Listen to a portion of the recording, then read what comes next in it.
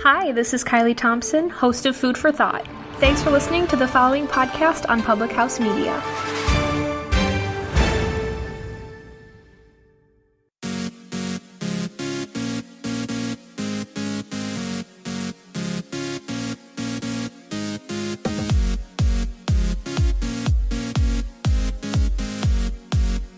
Abundance is not something we acquire.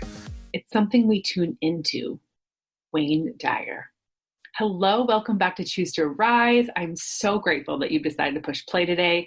I love connecting with you. I love sharing with you. I love helping you grow, rise up out of your current situation to live your best life the way personal development has helped me, and others in my life have helped me grow as well. So I just love to pass on the gift and help other people learn and grow and share and just live a better life. And part of that is learning more about living an abundant life. And so that's what I want to share with you today.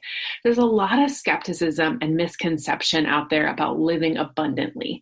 Like a lot of people think that living abundantly means having a lot of finances, have like a lot of focus on finances or a focus on things, possessions, when really living with abundance is living more of a full life, a more holistic life.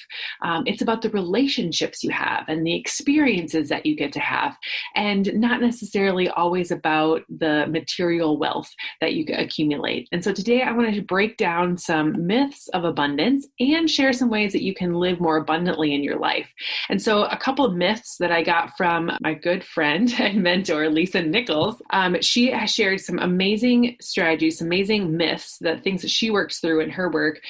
Lisa Nichols is awesome. If you ever hear of her or Motivating the Masses is her website. You can go there and check those things out.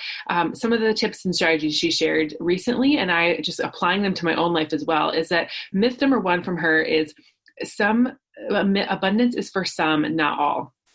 And so a lot of people believe this, like it's really just a limiting belief. I used to think that wealth, I also had this misconception of what abundance was, but like I always thought that like abundance was for those other people, like the lucky people, right? The ones that that just had it in their life, like it was just meant to be for them.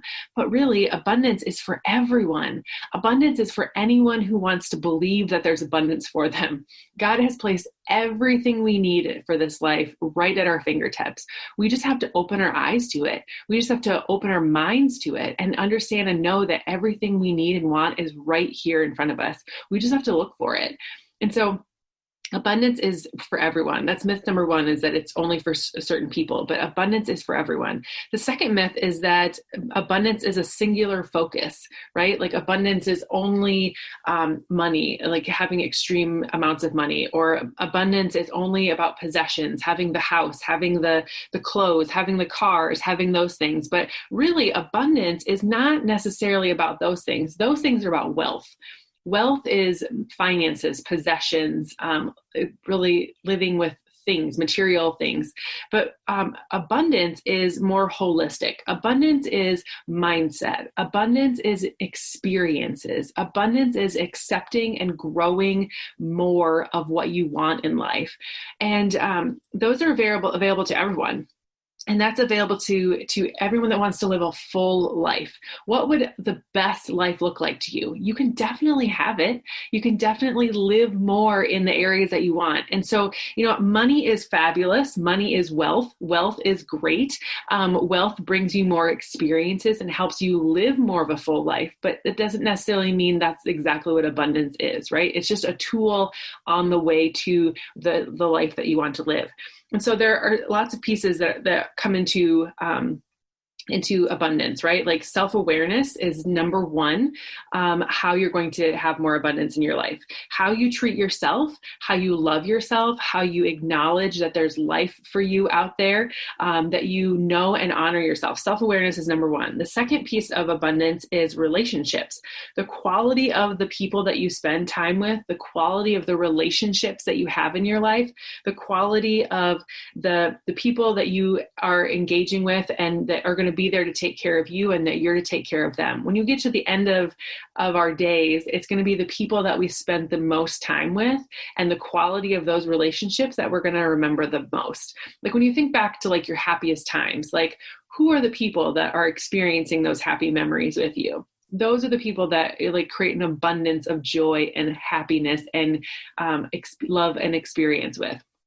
The third one is spirituality. You can't have abundance without having a strong spiritual side. Whether you believe in God like I do, or you believe in something else, having a strong mindset around and having a strong belief set around spirituality is an absolute must in order to create more abundance in your life.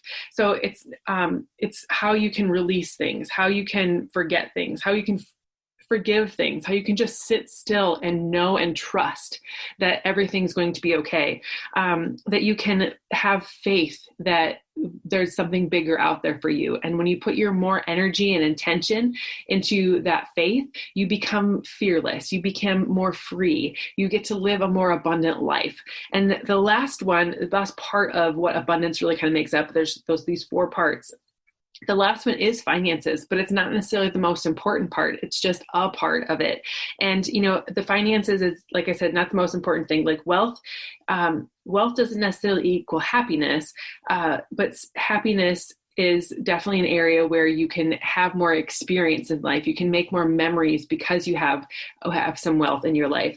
And your net worth does not necessarily mean you have high self-worth. Sometimes people with the most money are the most unhappy people because they are so focused on the number of things or the number in their bank account, and they've given up on all of the other things that are a part of abundance. They're so focused on one area that they forget the others, about loving themselves, about having positive relationships in their life, about being connected to their maker. And so I have 11 ways that you can attract abundance in your life. So now that you know what abundance is, what it's not with the myths, like what are some ways that you can attract more abundance in your life? What are some ways that you can create more abundance in your life? Because it's not just something that people have. It's something that you believe in. It's something that you can create pieces of in your life. So number 1, it all begins with gratitude, right? How you love who you are, how you are grateful for the things you have. Always start with Thanksgiving, being thankful for what you already have, and you'll see the miracles show up from one simple act of things in life. So being aware of what you're already grateful for just kind of raises your vibration, raises your joy level. And the higher you get in the joy scale, the more you're going to open up and see all the other amazing things around you. And then the higher you get in the energy level, number 2 is to dream it. When you can see what you want in your life, your mind's eye is going to go look for those things, look for evidence of those things, and you're going to be able to find them a whole lot faster. What you focus on, you create more of. And so if you're always focusing on the lack, if you're always focusing on the little, if you're always focusing on the problems that are happening in your life, that's all you're going to see. And that's all the things that your mind's eye are going to go find evidence for. But if you can dream of the days of the life that you want to live, of abundance and happiness and joy and positive relationships and living your life to the fullest, you're going to be able to have an attitude of gratitude about those things and see those things and find those things. Another way, or another piece of attracting abundance is all about your mindset. It's about empowering your mind, empowering who you are. It's about focusing in with that spirituality piece, understanding that you are made for more and you're made for amazing greatness, and believing that you're worth the effort and worth the pieces of life that you want to have. You need to stop making excuses if you want abundance in your life. Like, you have to accept who you are and love who you are and be grateful for the things that you have in your life, and trust that God has created you with a perfect plan in your life for more things in there. Realizing your potential, and it definitely attracts opportunity in your life. It helps bring more good to your life. It helps when you focus on the strengths that God's given you, given the skills and abilities that He's blessed you with.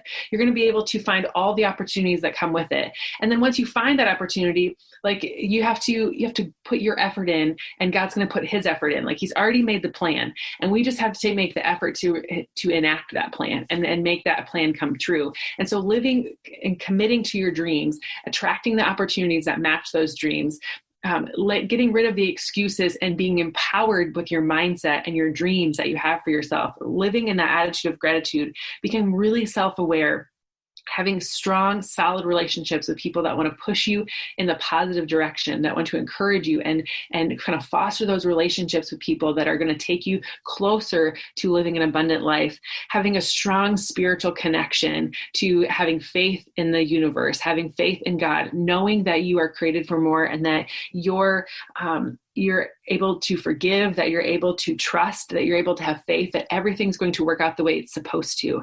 And then, the last one is really just making sure that you're committed to the long haul. Begin with gratitude, end with solid commitment and faith. And you're going to be able to attract a heck of a lot more abundance in life. You're going to be able to really live in abundance all the time. And when I think about how this abundant mindset has completely changed my life, it's so different. Like I was born with a servant heart. I love to give. I love to serve. And I know many of you who listen to this podcast also love to serve and love to give. But one of the things that we've had kind of a twisted mindset on that society kind of teaches us is that you need to give from your cup. You need to give from who you are. And really the opposite is true, where you should be filling your own cup first and then serving from your overflow. If we all took in what we were supposed to have for ourselves, if we did our self-care, if we focused on our health, our own health, if we focused on our own mindset and our own spirituality, we would be filling our cups so full that we'd have so much more to give to other people around us. Instead, what society has taught us and what most of us are doing, which is kind of where I've started to flip from, is that we really we're serving from our cup that we have. We're trying to always tip the vase and always tip the cup and pour from us instead of filling up our cup and serving from the overflow. So I hope today that something here has helped you. I hope that you've got some amazing relationships in your life, or you're creating some amazing relationships in your life. I hope that you have a strong understanding of your finances and your relationships with other people. You're learning to love who you are and who God made you to be. And you are connected to a group of women or a group of people that are pushing you in the direction of your strengths and your goals. If you have any questions on how to find a group of people like that, or you're interested in joining our crew of amazing women who are loving self-care and are filling up their cups first and then serving others, helping others get healthy and fit as well through their overflow, I would love to chit chat with you and get you connected to this crew.